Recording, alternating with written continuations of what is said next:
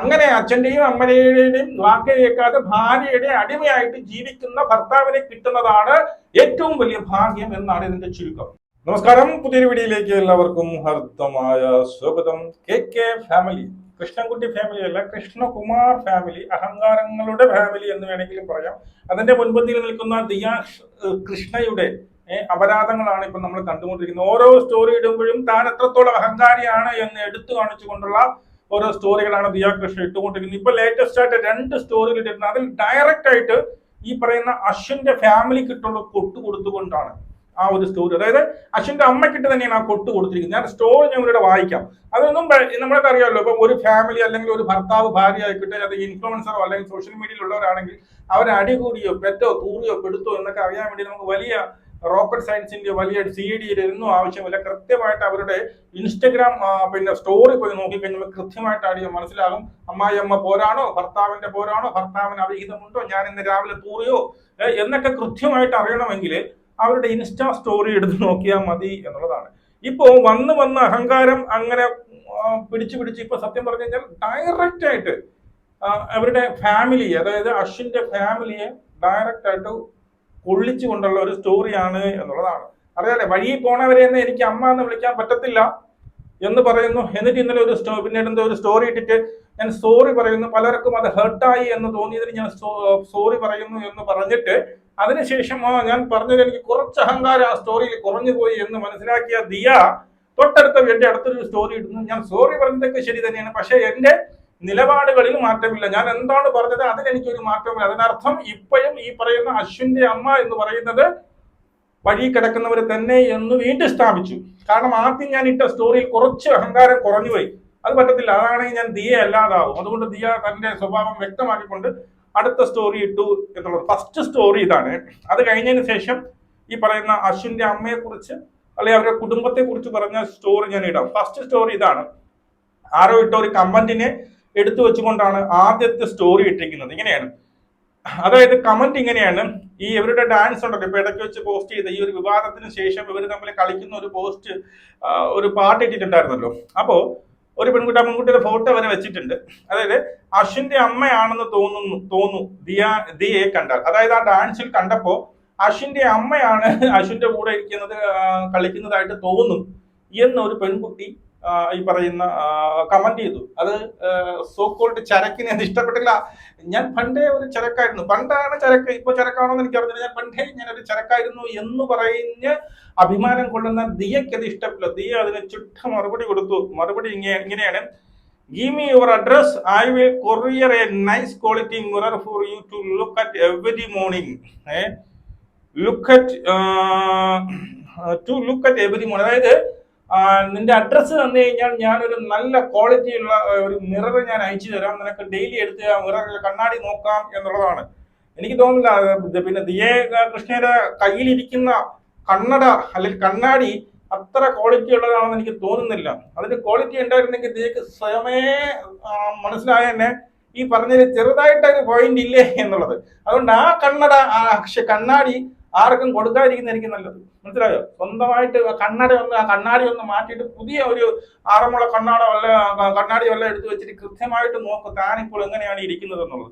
അല്ലെങ്കിലും തന്റെ സൗന്ദര്യത്തെ കുറിച്ച് എന്തെങ്കിലും പറഞ്ഞാൽ ദിയയ്ക്ക് പോലും. അതുകൊണ്ടാണ് ദിയ ഇടയ്ക്കിടയ്ക്ക് ഞാനൊരു ചരക്കായിരുന്നു എന്ന് ഇടയ്ക്കിടയ്ക്ക് സ്വയമേ പറഞ്ഞ് ആശ്വസിക്കുന്നത് എന്നുള്ളതാണ്.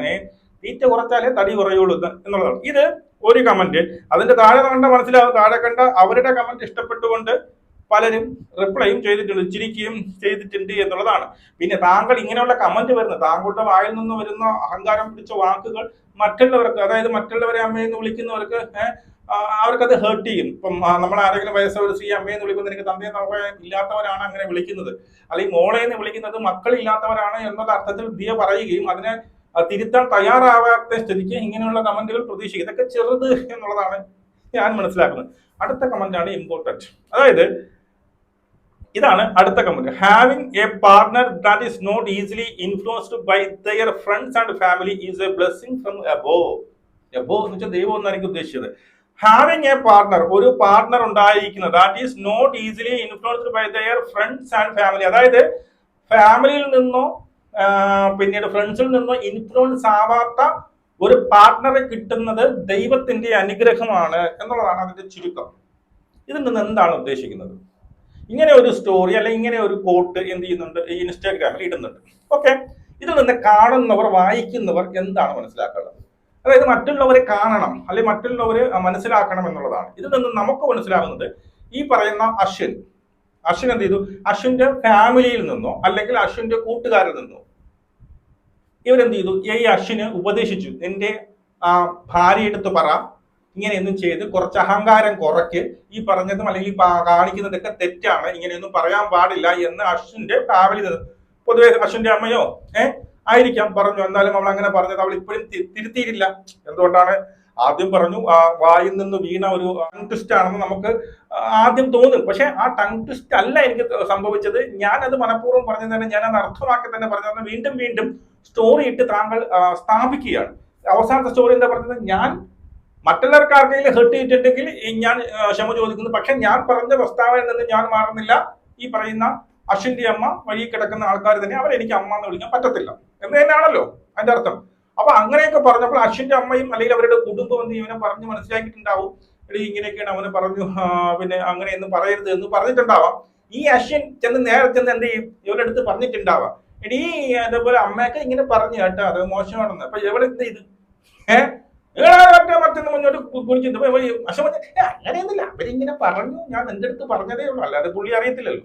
അപ്പൊ അശ്വിൻ വന്ന് എന്തായാലും അശ്വിന്റെ അമ്മയോ ആരും ഡയറക്റ്റ് വിളിച്ച് ചിലപ്പോൾ ഇവിടുത്തെ പറയില്ലായിരിക്കും. അശ്വിന്റെ അടുത്ത് പറഞ്ഞ കേസ് അശ്വിൻ വന്ന് അതുപോലെ സ്വന്തം പെണ്ടാട്ടി എടുത്ത് പറഞ്ഞു, പെണ്ടാട്ടി പിടിച്ചില്ല. പെണ്ടാട്ടി എടുത്ത് നീ പേടിക്കൊന്നും വേണ്ട, അവരിങ്ങനെ പറഞ്ഞത് എന്റെ അടുത്ത് ഒന്ന് പറഞ്ഞു എന്നേ ഉള്ളൂ, നീ പേടിക്കൊന്നും വേണ്ട. അപ്പൊ അങ്ങനെ വന്നപ്പോ അതായത് എന്റെ അമ്മായിയമ്മയും കുടുംബക്കാരും ഫ്രണ്ട്സും ഈ എന്ത് ചെയ്തു, അശ്വിനെ പറഞ്ഞു തിരുത്താൻ ശ്രമിച്ചിട്ടും അശ്വിൻ പോയില്ല. അശ്വിൻ ഭാര്യയുടെ അടിമയായിട്ട് ആര് എന്തൊക്കെ പറഞ്ഞാലും, എന്റെ സ്വന്തം അമ്മയെ മക്കളെ ആരെന്തൊക്കെ പറഞ്ഞാലും ഞാൻ ഭാര്യ പറയുന്നതേ കേൾക്കുള്ളൂ എന്നുള്ള രീതിയിൽ കിട്ടുന്ന, അങ്ങനെ അച്ഛന്റെയും അമ്മയുടെയും വാക്ക് കേൾക്കാതെ ഭാര്യയുടെ അടിമയായിട്ട് ജീവിക്കുന്ന ഭർത്താവിനെ കിട്ടുന്നതാണ് ഏറ്റവും വലിയ ഭാഗ്യം എന്നാണ് ഇതിന്റെ ചുരുക്കം. അങ്ങനെയാണ് ദൈവം അങ്ങനെ ആ ഭാഗ്യം അങ്ങനെ പിന്നീട് അത് ദൈവം തരുന്ന അല്ലെങ്കിൽ മേളിലേക്ക് ദൈവം തരുന്ന ഒരു അനുഗ്രഹമാണ് എന്നുള്ളതാണ്. Very good, very good. അപ്പൊ അതായത് ഈ മക്കൾ ഇപ്പൊ ഒരു മോനുണ്ട്, ആ മോൻ വലുതായി കല്യാണം കഴിച്ച് പിന്നെ ഭാര്യയൊക്കെ ആയി, കുട്ടികളൊക്കെ ആകുമ്പോൾ അവനും അതേ ചിന്ത ആയാൽ മതി.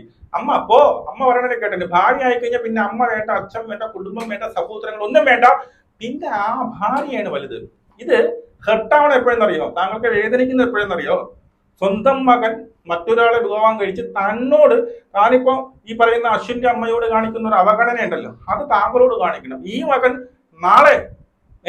നാളെ വന്ന് പറയണം, എനിക്ക് ഭാര്യ പറയണം, അമ്മയെ കേൾക്കേണ്ട ആവശ്യമില്ല, അമ്മയൊക്കെ പെറ്റ് വളർത്തി മതി, ഇനി എന്റെ അടുത്ത് കൂടുതൽ ഉണ്ടാക്കാൻ വരണ്ട, ഞാൻ ഇനി എന്റെ ഭാര്യയുടെ അടിമയായിട്ടില്ല, ഭാര്യ പറയുന്നത് മാത്രം കേട്ട് പിന്നീട് നിന്നുകൊള്ളാം. അതുമല്ല എന്താണ് ഈ പറയുന്ന ഭാര്യ താങ്കളെ കുറിച്ച് വളർത്ത് പറയുമ്പോ അവരെ പോകാൻ പറ, അവർ വല്ലയിടത്തും കിടക്കുന്നവരാണ്, അവരെ ആരെയും ഇങ്ങോട്ട് പറയണ്ട എന്ന് തന്റെ ഭാര്യ പറയുമ്പോൾ അതിനെ സപ്പോർട്ട് ചെയ്ത് സ്വന്തം അമ്മയെ തള്ളിപ്പറഞ്ഞുകൊണ്ട് ഭാര്യയുടെ കൂട്ടത്തിൽ താങ്കളുടെ മകൻ നിൽക്കുമ്പോഴേ ആ വേദന മനസ്സിലാവണം. അതിന് കർമ്മം, അതിന് സപ്പോർട്ട് സമയം എടുക്കണം. ഇപ്പൊ താങ്കൾക്ക് അതിനുള്ള വിവരവും ബുദ്ധിയൊന്നുമില്ല. ഇപ്പോഴും അഹങ്കാരം മാത്രം ഇങ്ങനെ തലയ്ക്ക് പിടിച്ച് നടക്കുന്നത് കൊണ്ടാണ് ഇങ്ങനെയുള്ള ഈ സ്റ്റോറി ഇടേണ്ട വല്ല ആവശ്യമുണ്ട്. നമ്മളെ അറിയിക്കേണ്ട എന്താ ആവശ്യം? നമ്മളെ അറിയിക്കേണ്ട ആവശ്യമില്ലല്ലോ. ഇതിൽ നിന്ന് എന്താ മനസ്സിലാക്കേണ്ടത്? എന്റെ ഭർത്താവ് അമ്മ പറഞ്ഞാലും അച്ഛൻ പറഞ്ഞാലും കുടുംബക്കാർ പറഞ്ഞാലും ആര് പറഞ്ഞാലും കേൾക്കത്തില്ല. എന്റെ ചൊൽപ്പടിക്ക് നിൽക്കുന്ന ഒരു ഭർത്താവാണ് എനിക്ക് കിട്ടിയത്, അതെന്റെ ഭാഗ്യമാണ്, അത് ദൈവം എനിക്ക് തന്ന ഭാഗ്യമാണ് എന്നല്ലേ എന്റെ അർത്ഥം. ഇത് മറ്റുള്ളവരെ അറിയിക്കുക എന്നുള്ളതാണ്. അപ്പോൾ ഇതിനെല്ലാത്തിനും എന്തതിനും കർമ്മ എന്ന് പറയുന്ന സാധനമത ഉടനടി ചിലപ്പം ഉടനെ കിട്ടും, അല്ലെങ്കിൽ കുറച്ച് കഴിയുമ്പോൾ കിട്ടും.